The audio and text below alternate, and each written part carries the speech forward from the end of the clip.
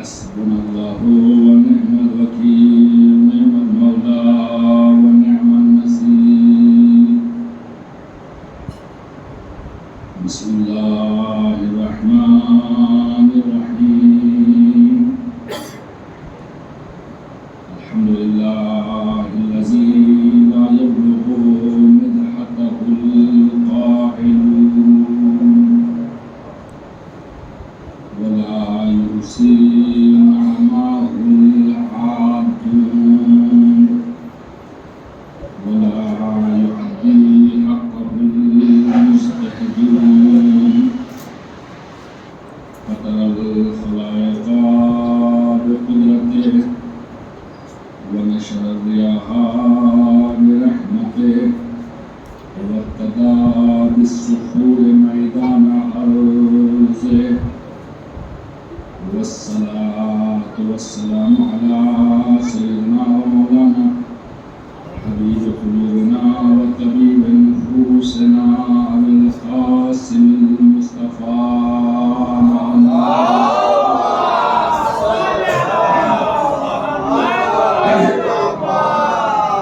وعلى آله الطيبين الطاهرين المعصومين الذين أزهر الله عنهم الرجس وطهرهم تطهيرا اللهم صل على محمد ولعنة الدائمة على أعدائهم أجمعين من ليلنا هذا إلى قيام يوم الدين أما بعد فقد قال الله تبارك وتعالى في كتابه المبين وهو أصدق الصادقين وقوله الحق بسم الله الرحمن الرحيم لقد كان لكم في رسول الله أسوة حسنة صلى الله عليه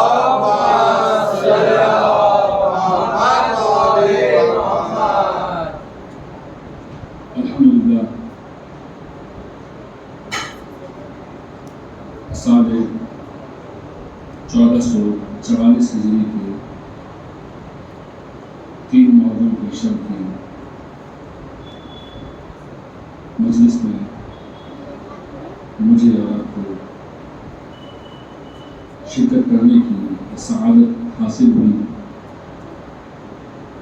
بارگاہ رب العزت میں شکر گزار ہوں کہ اس نے مجھے اور آپ کو یہ سعادت بخشی اور یہ توفیق دی کہ ہم مجلس حسین علیہ السلام کو برپا کرنے والوں میں شریک ہو سکیں.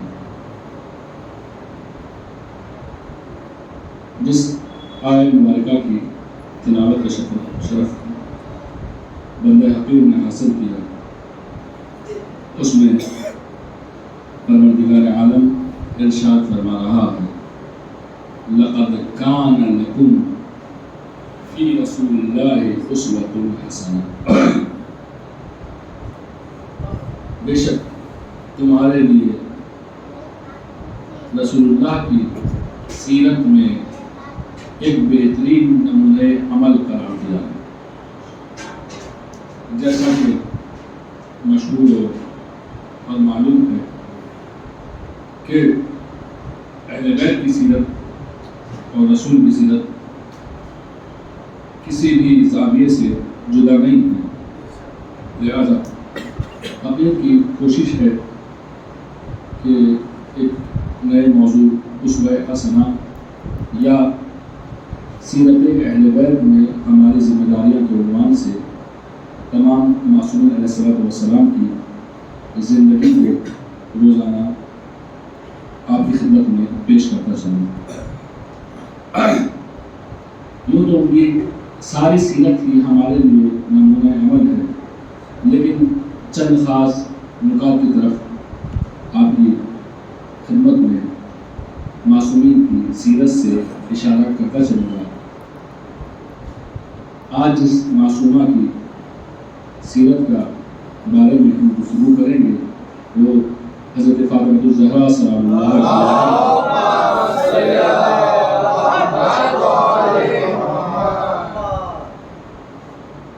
مومنین سے امید ہے کہ انشاءاللہ ان مجالس کو، ان واقعات کو اور ان معلومات کو کہ جن کو یہاں سے سننے کا شرف حاصل کریں، کوشش کریں گے کہ اس میں سے کچھ نوٹس بنا دیں، خاص کر جو نئے بچے اور احباب ہمارے ہیں جن کو پڑھائی لکھائی سے ناطہ ہے، ان کو یہ خصوصی تاکید ہے کہ اہل بیت کی سیرت سے آپ یہاں نوٹس بنا سکتے ہیں، اور مجلس کے بعد میں بھی جس چیز کے بارے میں آپ کو کچھ معلوم کرنا ہو، عقیل آپ کی خدمت میں حاضر ہے۔ ایک سب آپ پیغمبر محمد والا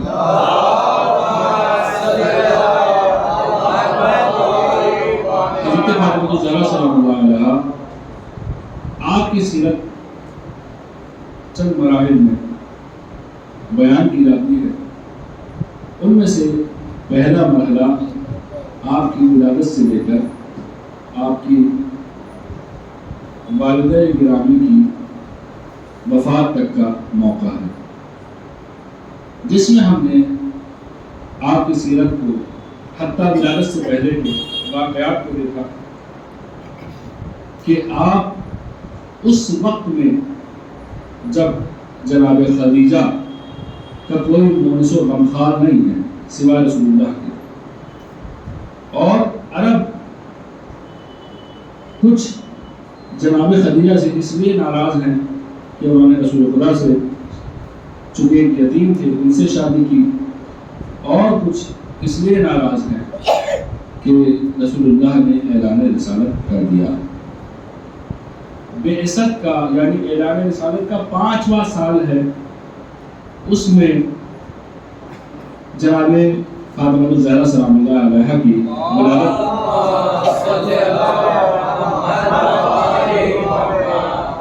عمل میں آتی ہے، اور جب جناب فاطمہ الزہرا سلام اللہ علیہا حمل میں ہے، رحم مادر میں ہے، اس وقت میں جناب خدیجہ سلام اللہ علیہا جو کہ بے حد اکیلی ہیں، کوئی ان کے پاس موجود نہیں ہے، اس وقت میں رحم مادر سے اپنی ماں سے باتیں کیا کرتی ہیں۔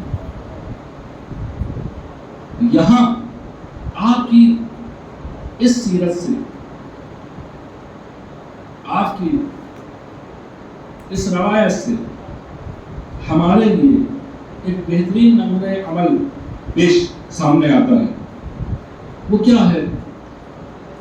تم کسی بھی حال میں ہو، ہمیشہ اپنے ماں باپ کے مونس و غمخوار رہے۔ میری اور آپ کی ذمہ داری بالکل سامنے واضح آتی ہے۔ اس کے بعد میں جب آپ اس دنیا میں آئیں، ہمیشہ ہمیشہ اپنی والدہ سے بے حد زیادہ محبت اور اظہار ہوا کرتا تھا۔ پھر جب جناب خدیجہ کی وفات کا وقت نزدیک آیا اور آپ بیمار رہنے لگے، اس وقت میں جناب خدیجہ کی حالت جیسے جیسے خراب ہوا کرتی تھی، بیماری کی وجہ سے ان کو تکلیف ہوا کرتی تھی، ایسے ایسے ہی جناب فاطمہ الزہرا سلام اللہ علیہا بھی اس تکلیف کو محسوس کیا کرتی تھی، اور اپنی ماں کو دلاسا دیا کرتی تھی۔ اب دیکھیں کتنی عمر ہے جناب فاطمہ الزہرا سلام اللہ علیہا کی؟ جب وفات جناب خدیجہ ہوئی ہے کس ہجری میں؟ 10 بعثت میں جناب خدیجہ کی وفات ہوئی، اور 5 بعثت میں جناب فاطمہ الزہرا سلام اللہ علیہا اس دنیا میں تشریف لائی ہے۔ یعنی ان کی ولادت سے لے کر وفات جناب خدیجہ تک آپ کی عمر کل 5 سال ہے، لیکن اس حالت میں بھی اپنی ماں کی ایسی مونس و غمخوار تھی کہ تاریخ نے اس کو ثبت کر دیا۔ جناب خدیجہ کی وفات ہو جاتی ہے، اب ایک اکیلے باپ کے پاس ایک بیٹی ہے۔ باپ کون؟ جس کا سارا زمانہ دشمن ہے، ان کا سب سے زیادہ مددگار جناب ابو طالب علیہ السلام اور جناب خدیجہ سلام اللہ علیہا، یہ دونوں بھی اس دنیا سے رخصت ہو چکے۔ اس وقت میں جناب فاطمہ الزہرا اپنے باپ کے ساتھ رہتے، اور دیکھتی یہ ہیں، ایک مرتبہ کا واقعہ ہے کہ جناب رسول خدا صلی اللہ علیہ وآلہ وسلم خانہ کعبہ میں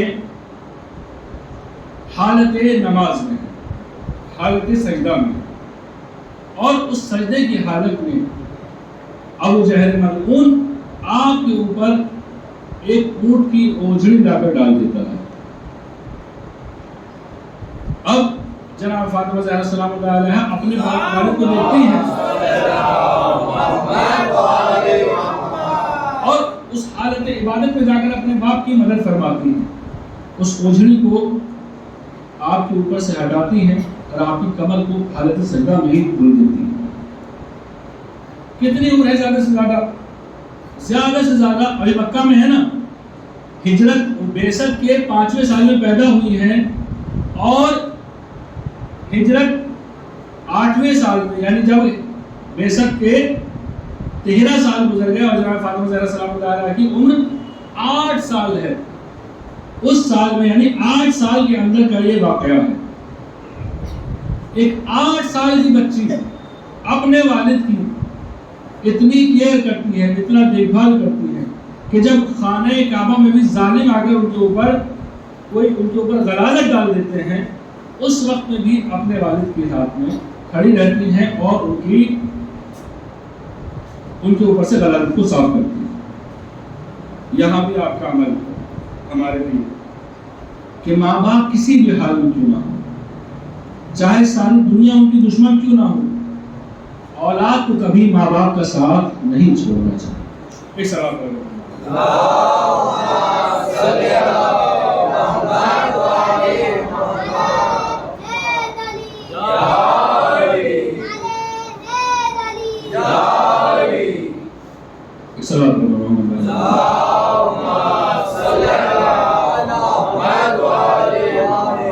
ہمارے بہت سے احباب تو باہر کھڑے ہوں گے، چونکہ انہیں مجلس میں زیادہ انٹرسٹ نہیں ہے، ان کی انٹرسٹ کی چیز جو ہے مجلس کے بعد میں انشاءاللہ پیش ہوگی تو اس میں ضرور تشریف لے آئیں گے۔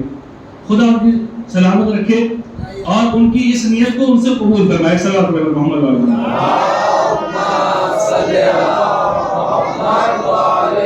شرم آنی چاہیے آدمی کو کہ مجلس کے وقت میں بھی موجود ہو اور اس کے بعد میں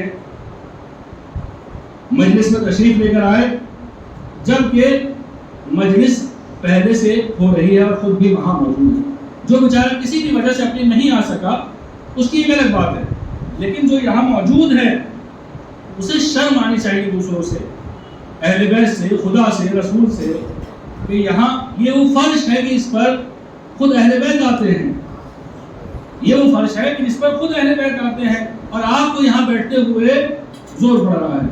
یعنی کیا مطلب؟ یعنی آپ اس مجلس کے لیے نہیں آئے، آپ کا مقصود کچھ اور ہی ہے۔ ایک اور صلوات پڑھو محمد والا۔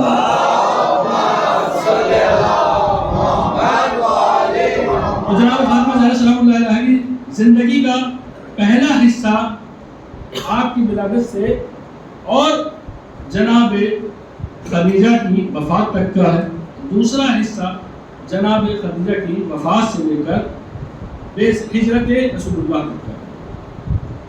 اس کے بعد میں آپ کی زندگی میں یہ عمل دیکھنے میں آیا کہ جب رسول اللہ اس دنیا سے جب رسول اللہ مکہ سے مدینہ ہجرت کر گئے اور وقت بڑا سنگین تھا، آپ نے اپنے ایک صحابی کو چھوڑ کے کسی کو ساتھ نہ لیا، اپنے سب سے دل عزیز بھائی اور وسیع و جانشین کو خود اپنے بستر پر لٹایا۔ اب 8 سال کی عمر ہے جناب فاطمہ زہرا سلام اللہ علیہا کی، کتنی؟ 8 سال کی عمر۔ اگر اس زمانے کی کوئی بچی ہو اور اسے معلوم یہ ہو، بچی بھی کون کہ جس کی ماں اس دنیا سے جا چکی، صرف باپ موجود ہے، صرف باپ موجود ہے، اور وہ بھی اس شہر سے جو دشمنوں سے بھرا ہوا ہے، اس شہر سے ایک دوسرے شہر پہ سفر کر رہا ہے، تو اب ایک عام بچی کا طریقہ کیا ہوگا؟ وہ ضد کرنے لگے گی کہ مجھے بھی اپنے باپ کے ساتھ جانا ہے۔ لیکن عصمت آپ کو عصمت آگے روک دیتی ہے کہ وہ ایک عام لوگوں کے جیسا اخلاق انجام نہ دے. جناب فاطمہ زہرا سلام اللہ علیہا اپنے والد کے جانے سے بالکل بھی رکاوٹ پیدا نہیں کرتی، بلکہ جب رسول اللہ چلے جاتے ہیں اس کے چند روز بعد ایک ساتھی کو بھیجتے ہیں اور خود امیر المومنین علیہ السلام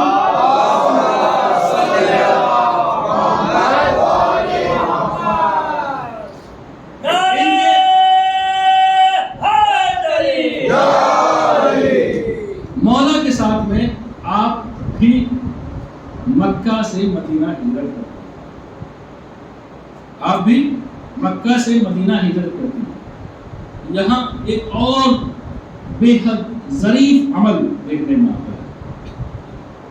عام طور پر عورتوں کا مزاج ایسا ہوتا ہے کہ ہم اپنا گھر چھوڑ کے کہیں نہیں جائیں گے، ہم اپنا گھر چھوڑ کے کہیں نہیں جائیں گے. لیکن حضرت فاطمہ زہرا سلام اللہ علیہا نے یہ اپنا عمل سے یہ ثابت کیا کہ جو حکم ہوتا ہے حکم خدا ہوتا ہے، جو حکم ہوتا ہے حکم ولی خدا ہوتا ہے. جب اللہ کا ولی کہہ دے کہ اس گھر کو چھوڑ دینا ہے تو چھوڑ دیا کرتے ہیں، اور جب اللہ کا ولی کہہ دے کہ یہاں رہنا ہے تو رک جایا کرتے ہیں. ایسا نہیں کہ جب رسول اللہ کا آخری وقت آیا تو وہ لوگوں کو کہتے رہے کہ اس کے اوپر لعنت ہو کہ جو اسامہ کے لشکر میں شرکت نہ کرے، لیکن اس کے باوجود بھی لوگ وہی جمے رہے. اس طرح اپنے محمد والوں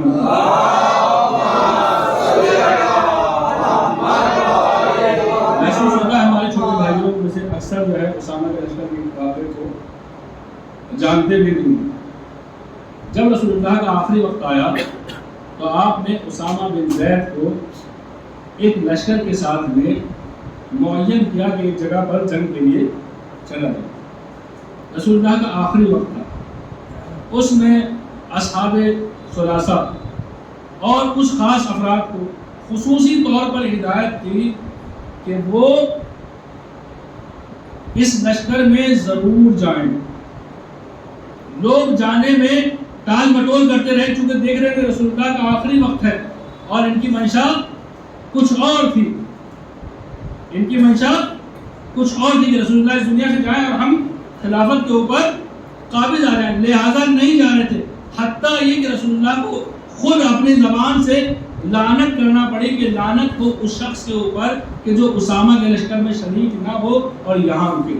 اس کے باوجود بھی لوگ نہیں گئے اور نتیجہ آپ کے سامنے کہ جب رسول اللہ کا آخری وقت ہوا اس کے بعد میں ان سب لوگوں نے ایک سقیفہ بنایا اور ایک ظالم کو خلیفہ بنا دیا. ایک سلام پر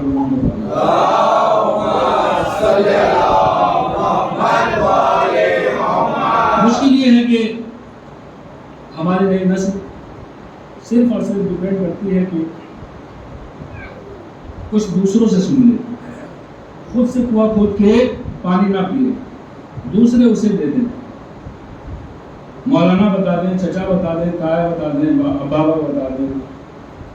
خود سے ان کے پاس شعور ختم ہو گیا کتابیں پڑھنے کا.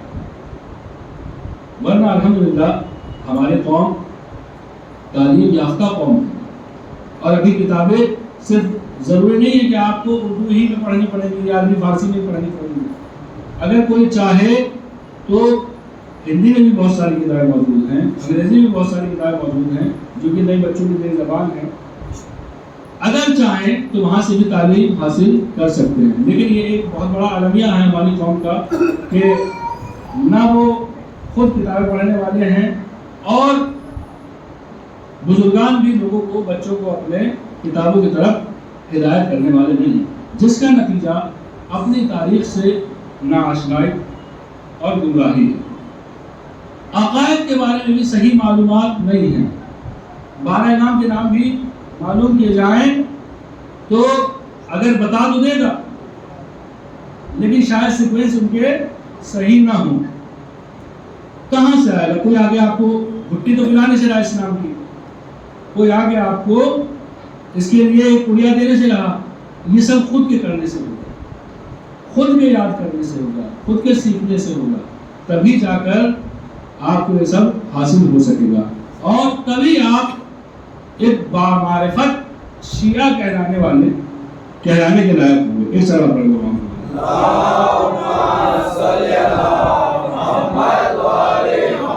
اب بات یہ کہ جناب فاطمہ زہرا کی زندگی کا پہلا مرحلہ جناب خدیجہ کی وفات تک، ولادت سے جناب خدیجہ کی وفات تک، دوسرا مرحلہ وفات جناب خدیجہ سے ہجرت نبوی تک، اس کے بعد تیسرا مرحلہ جناب فاطمہ زہرا سلام اللہ علیہ کی شادی تک کہہ سکتے ہیں، اتنا 1 سال کا۔ اس کے بعد میں آپ کی ازدواجی زندگی شروع ہوتی ہے، اور اس ازدواجی زندگی میں آپ ایسی بیوی بن کے دکھایا آپ نے کہ جب رسول اللہ نے مولا علی بن ابی طالب علیہ السلام سے پوچھا کہ اے علی تم نے فاطمہ کو کیسا پایا، تو آپ نے جواب دیا، مولا علی جیسی شخصیت نے کہا کہ عبادت خدا میں مددگار پایا، عبادت خدا میں مددگار پایا۔ یہ صفت ہے آپ کی، عورت کو ایسا ہونا چاہیے کہ جو اپنے شوہر کی عبادت خدا میں مددگار ہو۔ مرد کو بھی ایسا ہی ہونا چاہیے کہ اگر وہ دیکھے کہ عورت نماز و روزہ میں کسی طریقے سے پیچھے ہے تو جو مسائل اس کے لیے ضروری ہو، اس میں سے نصیحت ہو یا جو کچھ بھی ہو، ان مسائل کو فراہم کرے تاکہ وہ اپنی پاکیزگی، اپنی تمام تر چیزوں کا خود سے خیال کر سکے اور اپنی عبادات کو انجام دے سکے۔ ورنہ اگر مرد کی کوتاہی کی وجہ سے عورت اپنی نماز و عبادات سے دور رہ جاتی ہے، یا عورت کی کوتاہی کی وجہ سے مرد اپنی عبادات سے کمی رہ جاتا ہے، پیچھے رہ جاتا ہے، تو ضرور بے ضرور اس کے گناہوں میں یہ بھی شریک ہو، بلاؤ کہ خود کے سارے اعمال انجام دینے والا ہو۔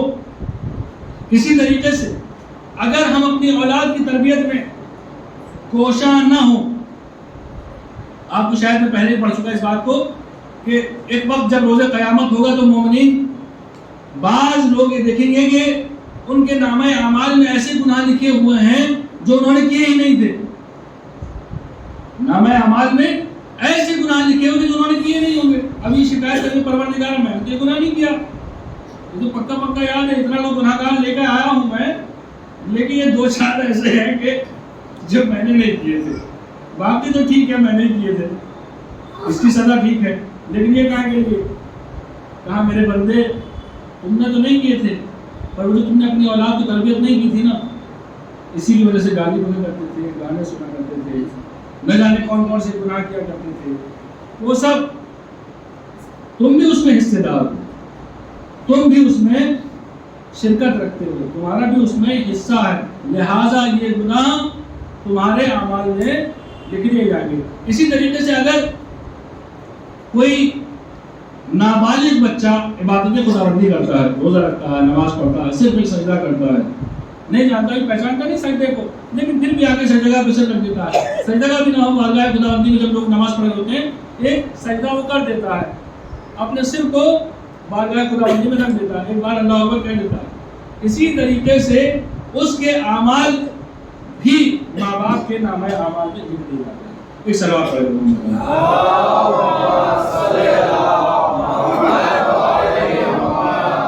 لیکن یہ کب ہو سکے گا؟ یہ کب ہو سکے گا؟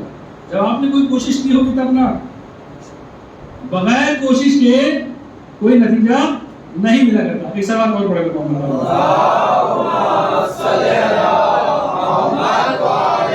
جناب فاطمہ زہرا سلام اللہ علیہا ایک بہترین بیٹی بنی، ایک بہترین بیوی بنی۔ گھر کے کام کاج کے بارے میں آپ کے بارے میں روایت ہے کہ خود مولا علیہ السلام بھی بعض مواقع پر خود گھر کے کام انجام دیا کرتے تھے، گھر کے کام خود سے انجام دیا کرتے تھے۔ اور جب جناب فاطمہ زہرا سلام اللہ علیہ گھر میں ایک کنیز آ گئی، اب ہمارے ہاں آپ نے دیکھا ہے آپ کے گھروں میں جب نوکرانی آ جاتی ہے تو پھر مالکین کو کوئی ضرورت نہیں ہوتی، چونکہ وہ تو مالکین ہیں، لیکن یہ سیرت فاطمہ زہرا تھی کہ ان کے گھر میں ایک کنیز آ گئی، اس کے باوجود پھر آپ نے پتہ کیا کیا، کام کو ایسے بانٹ لیا کہ ایک دن تم کام انجام دو گی، ایک دن میں کام انجام دوں گا۔ کنیز ابھی نوکرانی کی وہ حیثیت نہیں ہوتی جو کنیز کی ہوتی، کنیز وہ ہوتی جو پیسے سے خرید لی جاتی تھی، جو جیسے ایک سامان ہوتا ہے، ایک گلاس، ایک برتن، ایک چیز آپ نے خرید لی، ایسے عورت کو، مرد کو خرید لیا جاتا تھا، انسان کو خرید لیا جاتا تھا، وہ ملکیت ہوا کرتی تھی باقاعدہ۔ اسلام اس کو کبھی پسند نہیں کرتا تھا، اسلام اس کو کبھی پسند نہیں کرتا تھا، لیکن اس معاشرے میں اتنی زیادہ یہ چیز پھیلی ہوئی تھی، مجبوراً دھیرے دھیرے اس کی اجازت تھی اور دھیرے دھیرے کر کے اس کو ختم کر دیا گیا۔ اس بات پر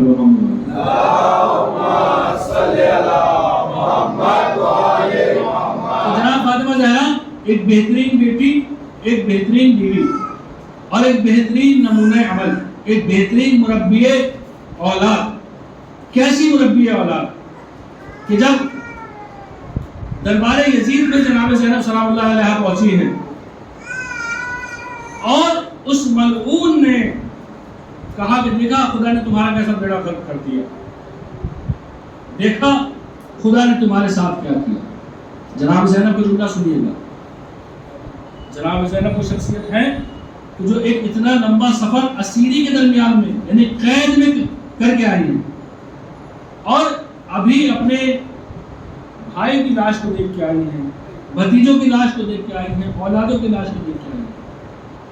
ان سب مسائل کو دیکھنے کے بعد میں جناب زینب کو یزید چلانا چاہتا ہے، چاہتا ہے کہ ان کی زبان سے کوئی بارگاہ خداوندی میں بے ادبی کرا لے، ان کی زبان سے بارگاہ خداوندی میں کوئی بے ادبی کرا لے۔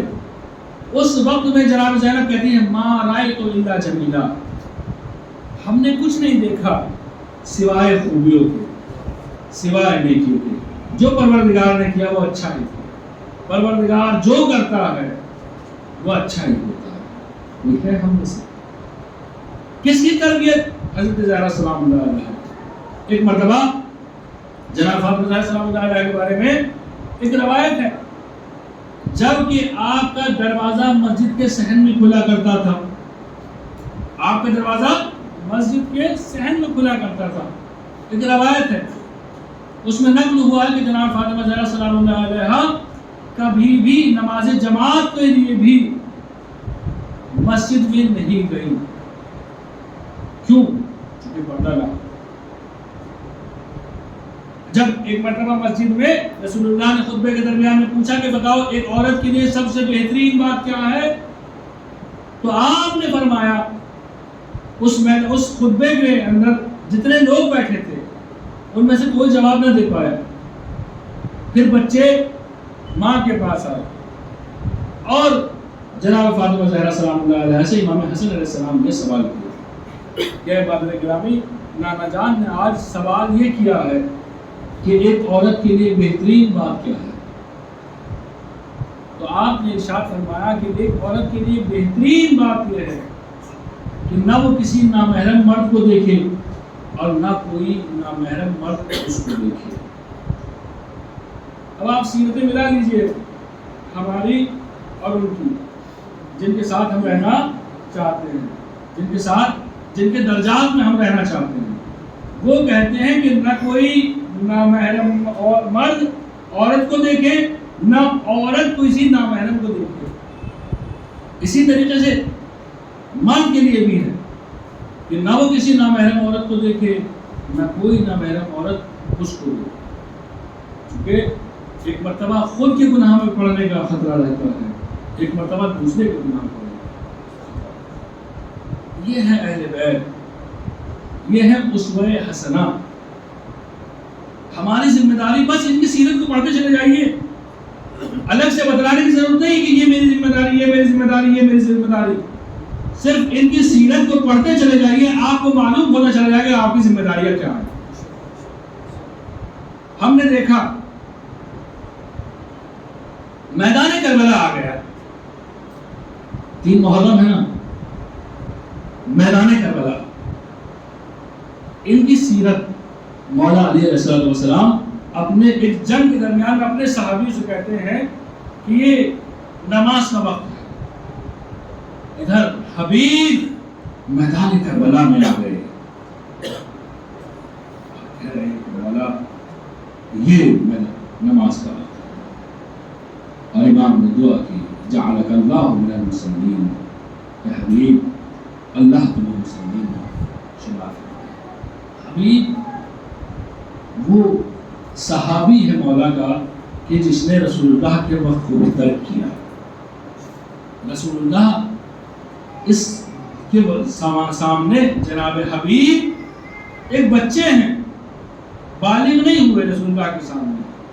رسول اللہ اس کے بعد بھی آپ کا بے حد زیادہ احترام کرتے، آپ کو بے حد زیادہ چاہتے تھے. کسی نے پوچھا یا رسول اللہ یہ چھوٹا سا بچہ ہے کیوں چاہتے ہیں اتنا؟ کہتے ہیں کہ میں نے دیکھا ہے کہ حبیب میرے حسین کو اتنا چاہتا ہے، اتنا چاہتا ہے، اتنا چاہتا ہے کہ جب مدینے کی گلیوں سے میرا حسین گزرتا ہے تو اس کے قدموں کے نشانوں پر وہ بھی پیر رکھتا چلا جاتا ہے. یہ حبیب ہے. کچھ مشکل کی وجہ سے جناب حبیب انہوں نے اپنے آپ کو تمام تر چیزوں سے الگ کر دیا تھا.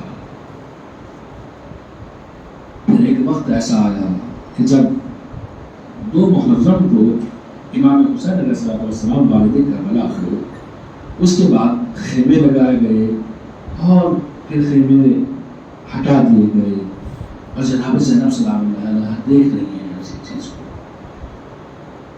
معلوم ہوتا ہے کہ ابھی ایک لشکر آ رہا ہے. کہا کس کا لشکر ہے؟ کہا شبر کا لشکر ہے. زینب برس جاتی ہے. کہا کس کا لشکر ہے؟ اور لشکر آیا. کہا خولی کا لشکر ہے. 6 محرم آئی. پوچھا زینب نے کس کا لشکر ہے؟ کہنے لگی کہ یہ ابی سالم مرعوب کا لشکر ہے. ہاں باب اعلیٰ. اب جناب زینب سے رہا نہ گیا. جناب زینب سلام اللہ علیہ نے امام حسین کو بلایا.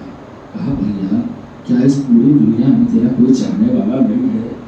کیا تیرا کوئی دوست نہیں ہے؟ ہاں باب اعلیٰ.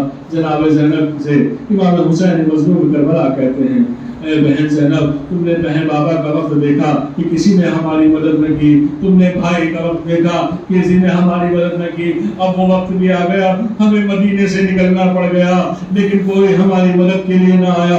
ہاں باب اعلیٰ اتنا سننا تھا. جناب زینب سلام اللہ علیہ کہتی ہے اے بھیا حبیب کو بلواؤ، میں جانتی ہوں کہ وہ تم سے کتنی محبت کرنے والا ہے، وہ ضرور تیری مدد کو آئے گا. ہاں باب اعلیٰ. اب امام حسین علیہ السلام نے خط کو لکھنا شروع کیا.